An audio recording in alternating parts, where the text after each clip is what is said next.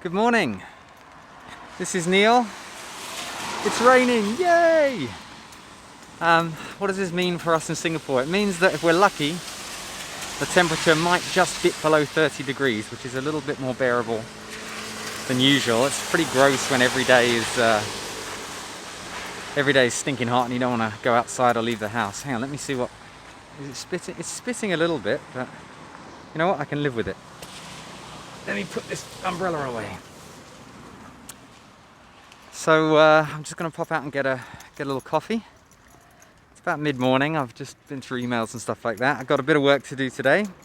I'm going to do another episode of my podcast that I started, my little lockdown project.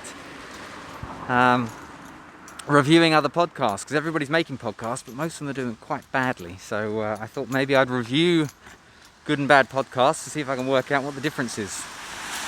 So I'm going to review Louis Theroux's new podcast today.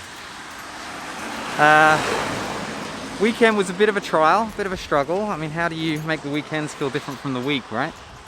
It's kind of hard. The kids going a bit nuts. But last night I finally got the chance to drink again, which was a huge relief.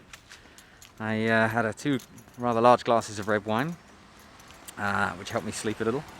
Last year I quit alcohol for 5 months. Can you imagine? 3 months leading up to my 40th birthday, and then a couple months after, because by the time I got to my 40th birthday I was quite enjoying myself. I think I was just for a while there just getting a bit lethargic, a little bit foggy brained with the booze. So it's good, and now probably haven't had more than 2 drinks in succession since I sort of went back on it. So I guess my relationship with alcohol, as they say, has probably changed. Which was the idea, not to give up completely.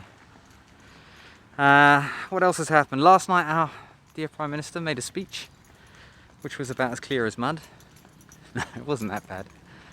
But it just seems that, you know, saying people can go outside and sunbathe and exercise more than once, it seems to me that after 6 weeks people were starting to do that anyway. So I guess what he was doing was ensuring that the behaviour that was happening wasn't criminalised, because people are already in lockdown. Criminalise them as well, and that's a bit of a recipe for disaster, right?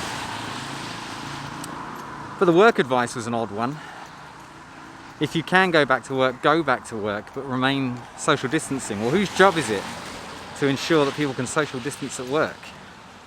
I mean, if your employers aren't providing the space or the facilities or the protection, can you refuse to go? If you do, what happens to your money? Do you get paid? Do you not get paid?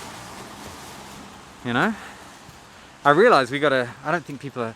I really resented Rishi Sunak's wording that people are becoming addicted. So they're not addicted, mate. They're at home because you told them to stay at home. They're not addicted to it. You don't have to wean people off it. This idea that most people don't want to work is rubbish. And the proof of it is people like Rishi Sunak and people like Boris Johnson, who have huge fortunes. He's married to the daughter of the 4th richest man in India. I mean, we're talking billions. He works. Prime Minister works. Most of that cabinet works, and a lot of them come from a lot of family money. They got tons of money. They all work. Why do they think that anybody else, if given a bit of money, is not going to want to work? What is this objection to making people's lives just a little bit easier?